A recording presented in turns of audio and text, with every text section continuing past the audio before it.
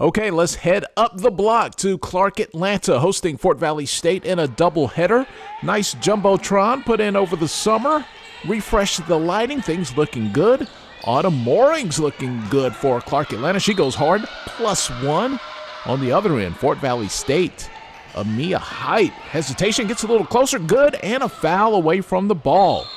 Watch her work. Jada Sleet with the steal, the nice footwork as she balances right along the out-of-bounds line. Pushes the ball up court. A little later in the play is Alicia Franklin. She buries the jumper, and the Lady Wildcats, in overtime, they get the win 76-68 over Clark, Atlanta.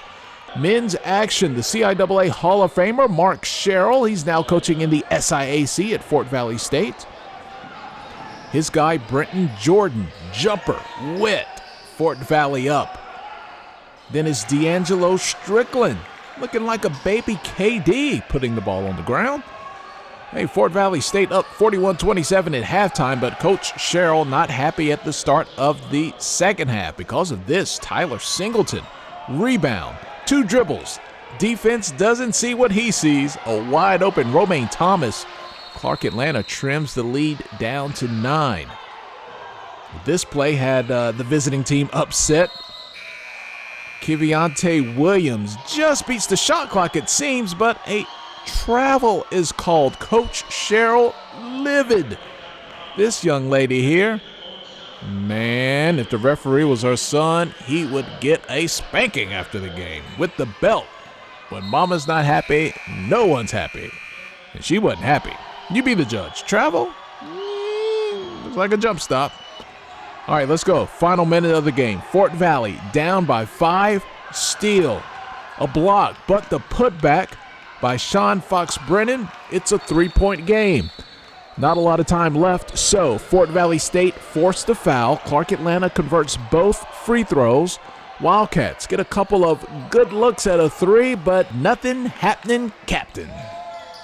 Coach George Lynch, always as cool as a cucumber, wasn't worried during this game at all, and actually wasn't worried during the 1-7 start to the season. Clark, Atlanta has now won 6 in a row with the victory over Fort Valley State. Well, I get on them in practice. I try not to show them up on the court too much. Coach Smith wouldn't like that. He didn't do that to us, so I learned from the best. But it was just a game of guys were settling. We talked to them to try to get to the basket. We preach, get to the bonus before the other team and shoot more free throws than they attempt. And we did a better job in the second half. What has been the key? I mean, the season started out kind of rough, and then the last, you're on a pretty nice win streak. Yeah. Right? I knew this beginning of the season. I tried to make the schedule as tough as possible. But it's sometimes it's a confidence builder. Sometimes it's it could backfire on us. But we got a good group of guys. They stuck together. They worked hard every day in practice, even though we were losing games. But I told them from the beginning, I said, look, we're going to have a non-conference schedule that's going to be tough. If we win 3 games out of our non-conference, I'll be surprised.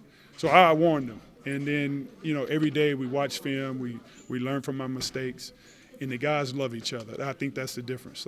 We got a great group of guys in the locker room, and then just, they continue to work hard in practice.